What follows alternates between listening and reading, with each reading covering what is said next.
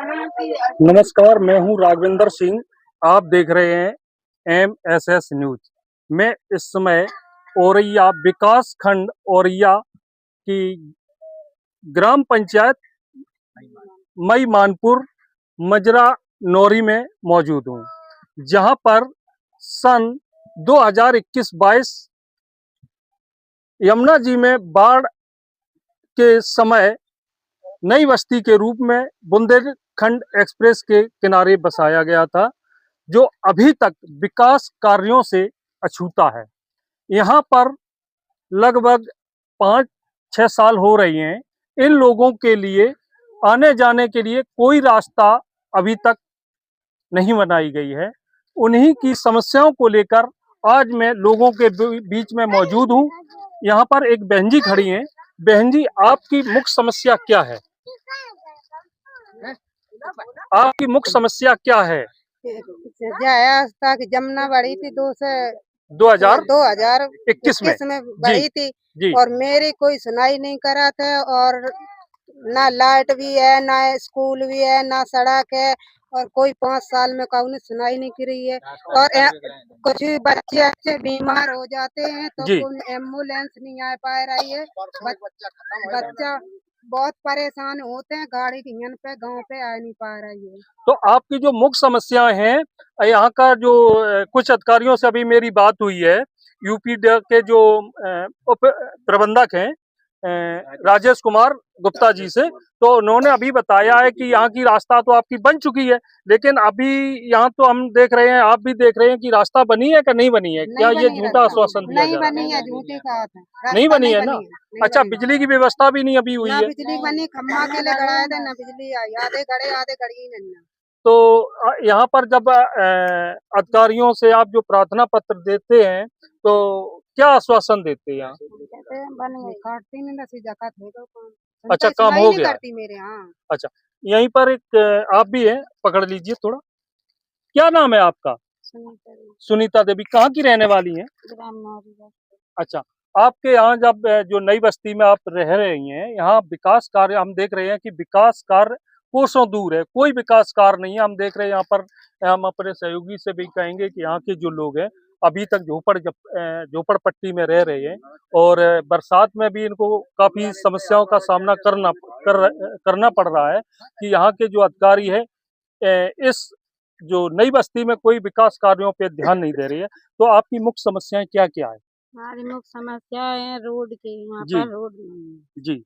और ना तो यहाँ रोड है, या ना स्कूल है, ना रहने के लिए घर है। हम लोग छप्पर में ना बिजली की व्यवस्था है, ना बिजली और ना पानी की सही व्यवस्था है। ना पानी की। एक बच्चा को सरफ ने काट लिया, वो खत्म हो गया। अच्छा, वो आप ही का बेटा था? हाँ। अच्छा, ये कब की घटना है? 7 तारीख। 7 तारीख। आप देख रहे हैं कि ये बहन जी हैं, विकास कार्य न होने के कारण, आने जाने की जगह वो रास्ता न होने के कारण, इनका बेटा कितने वर्ष का था बहन जी? 4 वर्ष का बेटा था। किसी जहरीले सांप के काटने से मौत हो गई है। अब इनका कष्ट कौन, इनके दर्द को कौन अधिकारी बांटेगा? ये बहुत सोचने वाली बात है। एम्बुलेंस वाले के फोन करो तो आते नहीं है। 11 बजे बुलाई, वो 2 बजे आ रहे हैं। पकड़िए, आप पकड़िए। हाँ, क्या आप कहना चाह रही बहन जी? हम कहना चाह रहे हैं क्योंकि यहाँ पे कोई सुविधा नहीं आ रही है। आप लोग ने कैसे आ जाओ आप लोग? एम्बुलेंस के लिए भी कॉल करते हैं जी। तो एम्बुलेंस 11 बजे कॉल की, 2 बजे आ रही है जी। अब यहाँ कोई तकलीफ हो रही है, वो कहते हैं गांव जाओ, तो यहाँ से 2 किलोमीटर दूर पड़ता है गांव। तो हम लोग जब 2 किलोमीटर चल के जाएंगे तब तक जान के बचेगी या जाएगी? नहीं, बिल्कुल सही बात है। आपकी जो समस्या है बहुत ही गंभीर समस्या है। एम्बुलेंस वाले भी बहुत नखरे उठाते हैं और यहाँ आने के लिए मना करते हैं, कहते हैं रास्ता नहीं है। और वैसे सरकार कहती है कि यहाँ के लिए रास्ता बन गई है। जी। तो आप क्या चाहती हैं? अपनी आवाज के जरिए क्या संदेश देना चाह रही हैं? यहाँ पे रास्ता मिले और हम लोगों के लिए कोई सहायता मिले। अच्छा, और बच्चों के लिए पढ़ने के लिए स्कूल की सुविधा होना चाहिए। जी। चलिए, ठीक है। आपका नाम क्या है? चंद्रवती। कहाँ की रहने वाली? नौरी राजपुर। रोनी। यहीं पर एक बाबा जी और खड़े हैं। बाबा जी, आप ये लगा लीजिए। आप जो प्रार्थना पत्र जिलाधिकारी महोदय को दिया है, किस मुद्दे को लेकर दिया है? मैंने इस मुद्दे को लेकर दिया है कि यहाँ के निवासी हम लोग 2021-22 में यहाँ बाढ़ के समय बसाया गया था, जी। प्रशासन द्वारा बसाया गया था। लेकिन ये यूपीडा विभाग ने हमें सर्विस रोड दिया था और ये कहा था कि हम आपको आने जाने के लिए रास्ता बनाएंगे अस्ता और नौरी के लिए। जी। लेकिन अभी तक ना अस्ता के लिए ना नौरी के लिए कोई रास्ता नहीं बना है। जी। जो रास्ता है वो कच्चा है, ऊंचा नीचा है, खड्डे युक्त है। जी। तो मैं प्रशासन से कई बार प्रार्थना कर चुका हूँ कि भाई हमें रोड बनाया जाए और ये आने जाने की समस्या है। बच्चे स्कूल नहीं जा पा रहे हैं। हमारे जी। बच्चे जो यहाँ के निवासी हैं सभी शिक्षा से वंचित हो रहे हैं। जी। तो इसलिए हमने प्रार्थना की है शासन प्रशासन से कि भाई हमें सबसे पहले रास्ता हमारी सर्विस रोड बनाया जाए और दूसरा बिजली की लाइन शीघ्र से शीघ्र यहाँ लगवाई जाए जी। ताकि हमारे अंधेरे का रहना ये खत्म हो सके, क्योंकि एक बच्चे का अभी हमारा निधन हो गया है। आपकी मुख्य मांगे क्या हैं? हमारी मुख्य मांगे हैं सबसे से? पहले हमारा सर्विस रोड बने, जी। सर्विस रोड का डामरीकरण हो, दूसरा विद्युतीकरण हो, जी। तीसरा बच्चों के लिए शिक्षा का प्रबंध किया जाए। जी। ये हमारी प्रमुख मांगे हैं। बाकी हमारे आवास के लिए जो यहाँ वर्तमान में रह रहे हैं, मैं तो ये कहना चाहता हूँ कि सभी जो आवासी यहाँ रह रहे हैं सभी को आवास दिया जाए। आवास के अलावा भी यहाँ बहुत सारी ऐसी चीजें हैं जिनकी मतलब हमारे पास कमी है, तो उस कमी को पूर्ति किया जाए, मेरा एक निवेदन है। यहीं पर एक हमारे युवा नेता हैं, क्या नाम है आपका? रामकेश निषाद।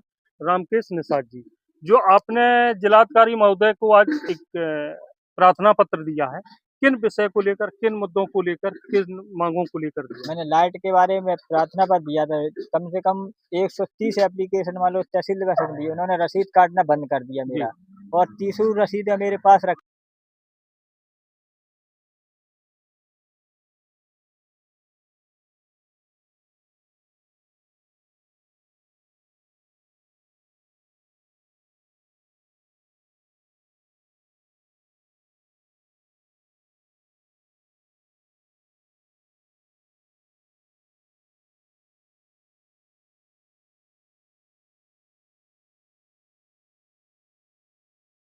कहाँ से तार कम पड़ गया, ये कहते मालूम मैं क्या करूं, तार कम पड़ गया, बनाने की कोई सुविधा नहीं। और ब्लॉक से जो सुविधा आती है तो गांव मालूम हमारा नौरी पुराना नाम है और यहाँ का गांव का नामकरण नहीं, तो एम्बुलेंस पुराने गांव पहुंच जाती है। अच्छा, तो आपके नई बस्ती में नहीं आती, तब तक मरीज यहाँ मर जाता है। जब रास्ता ही नहीं है तो वो लेकर कैसे आप? तो वो 1 किलोमीटर दूर है, तब तक यहाँ से मरीज वहाँ लेकर। आपकी मुख्य मांग तो यही है कि यहाँ को रास्ता तैयार किया जाए, हाँ, और विद्युतीकरण किया जाए और बच्चों को पढ़ने के लिए बस मतलब सबसे पहले रास्ता हो जाए कि मतलब हम जा सके, कोई आपदा में चले जाएं। अब वहाँ बड़े लोगों के लोग जैसे डीएम है, एसपी है या एसडीएम है, उनके बच्चे एसी में सो रहे, हमारे एसी में ना सो के उन्हीं से कम देख तो सके, एक बार मौके पे आकर निरीक्षण करें। हाँ, देख सके कैसे हम लोग रह रहे हैं। आप देख रहे हैं कि यहाँ की जो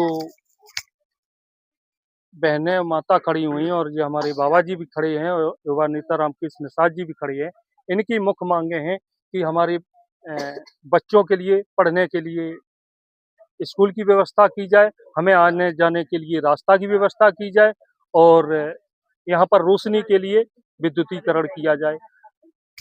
बने रहिए आप MS न्यूज के साथ। मैं हूँ राघवेंद्र सिंह, नमस्कार।